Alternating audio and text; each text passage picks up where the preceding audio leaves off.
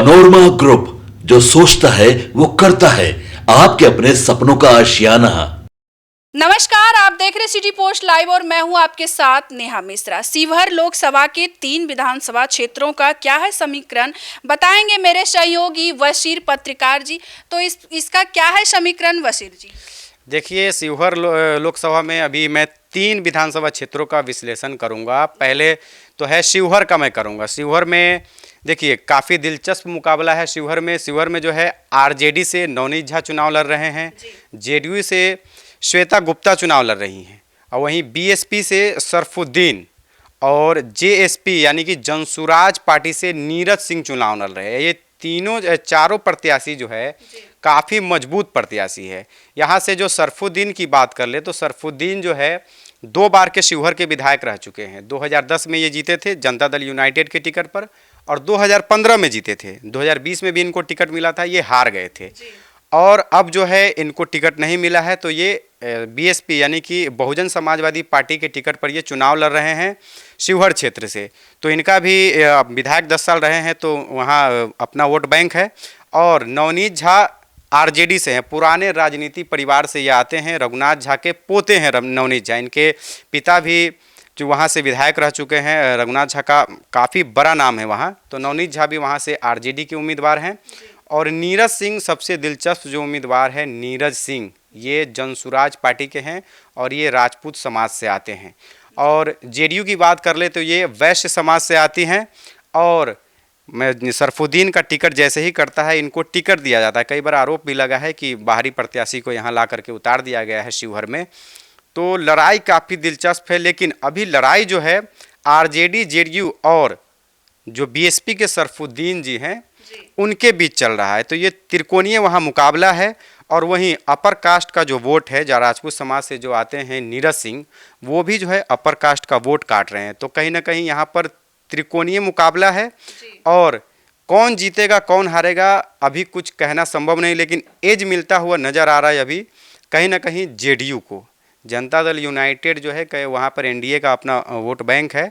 और आरजेडी अगर सरफुद्दीन नहीं लड़ते वहाँ, तो आरजेडी जो है वहाँ पर क्लियर कट जो है उनको काफ़ी बड़ा एज रहता है। लेकिन वहाँ पर सरफुद्दीन के चुनाव लड़ने से आरजेडी को कहीं ना कहीं बहुत बड़ा नुकसान हो रहा है। आरजेडी यहाँ पर, हालांकि आरजेडी तेजस्वी यादव की आज वहाँ पर सभा हुई है, लेकिन वहाँ पर जो है आरजेडी कहीं ना कहीं तीसरे नंबर की लड़ाई लड़ रही है।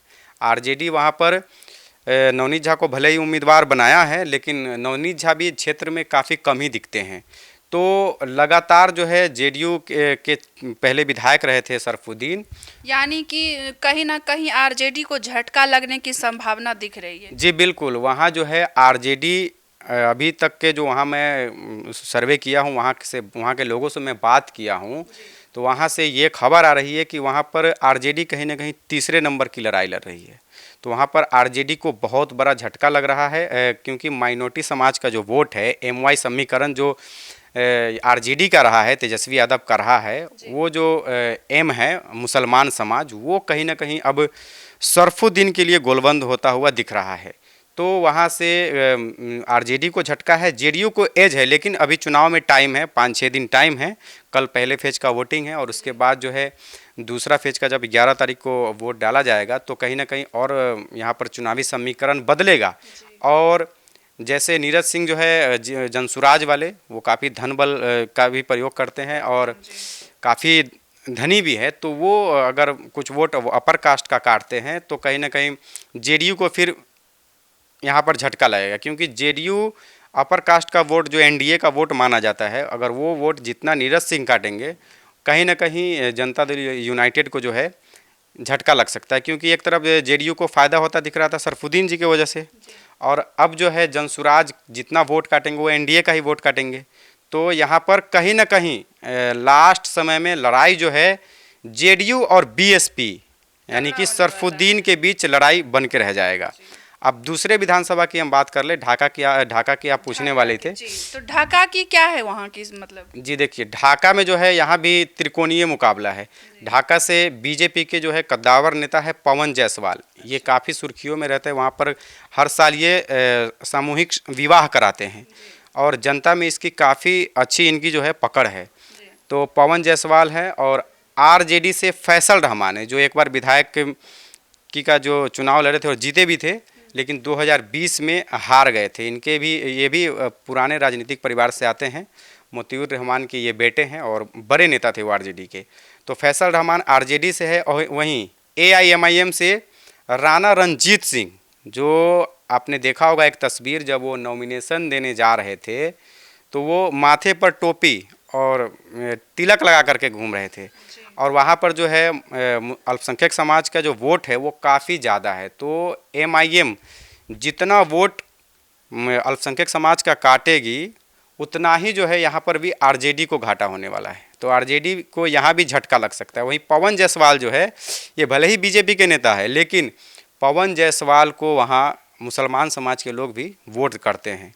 तो पवन जायसवाल अभी कुछ दिन पहले एक वीडियो आया था, उनका पोस्ट आया था, मैंने देखा था कि अभी भी उनके साथ 40% माइनॉरिटी समाज के लोग जुड़े हुए हैं। और चुनाव जब जैसे जैसे करीब आएगा वैसे जो है इसमें और इजाफा होता हुआ जाएगा। तो पवन जायसवाल भी वहाँ पर अच्छा खासा सभी जाति में जो है अपना पकड़ बना करके रखे हुए हैं। वहीं एमआईएम से राणा रणजीत सिंह हैं, इनका भी युवाओं में खास करके ज़्यादा क्रेज है। ये हर साल क्रिकेट टूर्नामेंट कराते हैं और जो वहाँ के जितने युवा लोग हैं, युवा खास करके इनके साथ जो भी काफिला में देखेंगे तो युवा जो वहाँ के हैं वो काफ़ी ज़्यादा संख्या में रहते हैं। तो युवा और ख़ास करके माइनॉरिटी समाज के लोग, तो माइनॉरिटी समाज के जो युवा हैं वो इनके साथ है। अगर ये वोट काटेंगे, कुछ 10,000 15,000 वोट काट लेंगे तो कहीं ना कहीं बीजेपी को यहाँ फ़ायदा मिलेगा और आरजेडी यहाँ पर लॉस कर जाएगी। आरजेडी को बड़ा झटका लगेगा। तो बीजेपी को यहाँ बिल्कुल क्लियर कट एज है।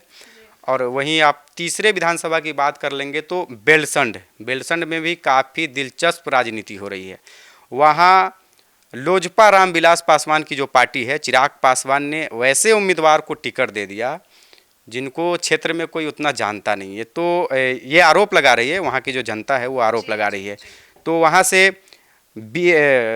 रंजीत सिंह चौहान जो है जेडीयू के कद्दावर नेता है, उनकी वाइफ, और वो खुद चुनाव वहाँ से लड़ चुके हैं, वहाँ से जीत भी चुके हैं और जेडीयू के प्रबल दावेदार थे टिकट धारियों के लिस्ट में। लेकिन आखिरी वक्त में जैसे सरफुद्दीन का शिवहर से टिकट कटा, वैसे ही रंजीत सिंह चौहान का भी टिकट कटा। तो उनका भी टिकट वहाँ से कट गया, तो वो भी बीएसपी से चुनावी मैदान में आ चुके हैं और कद्दावर नेता हैं, राजपूत समाज से आते हैं। तो वहाँ पर भी मुकाबला जो है त्रिकोणीय है। और एक उम्मीदवार का और मैं नाम लेना भूल गया, वहाँ पे एक और जनसुराज की उम्मीदवार है जो महिला प्रत्याशी हैं और वो भी काफ़ी दमखम रखती है और वहाँ पर जो है वो भी राजपूत समाज से आती है। तो वहाँ पर आरजेडी से संजय गुप्ता है। संजय गुप्ता पिछले बार के विधायक है, लेकिन इनका टिकट वहाँ से कटने वाला था। रितु जायसवाल को वहाँ से चुनाव लड़ाने की तैयारी कर रही थी आरजेडी, लेकिन रितु जायसवाल मानी नहीं, उनको परिहार विधानसभा से लड़ना था। तो वहाँ से अभी वो निर्दलीय चुनावी मैदान में है। तो बेलसंड में फिर से संजय गुप्ता को आरजेडी टिकट दे दी। और रंजीत सिंह चौहान तो पहले से ही बीएसपी से, जैसे टिकट नहीं मिला बीएसपी का दामन थाम लिए। तो वहाँ पर मुकाबला जो है अभी वहाँ पे भी 4 लोगों में तगड़ी लड़ाई है। लेकिन यहाँ पर एज जो है संजय गुप्ता को है। आरजेडी यहाँ पर क्लियर कट जो है उनको एज मिल रहा है, क्योंकि यहाँ पर जो बाहरी उम्मीदवार है चिराग पासवान के, उस पर जो है जनता उतना भरोसा नहीं जता रही, क्योंकि वहाँ पर लगातार ये आरोप लग रहा है कि बाहरी उम्मीदवार को यहाँ उतारा गया है। और बीएसपी से जो चुनाव लड़ रहे हैं रणधीर सिंह चौहान, इनको टिकट मिलने वाला था लोजपा से, लेकिन टिकट जो है अमित कुमार को मिल गया। तो ये टिकट ना जेडीयू से ले पाए रंजीत सिंह चौहान और ना ही जेडीयू से ले पाए। तो इनको जो है लड़ना पड़ा चुनाव बीएसपी से। तो बीएसपी से ये चुनाव लड़ रहे हैं, राजपूत समाज से है। पहले से ही ये विधायक इनकी वाइफ पहले भी रही हैं और ये भी रहे हैं।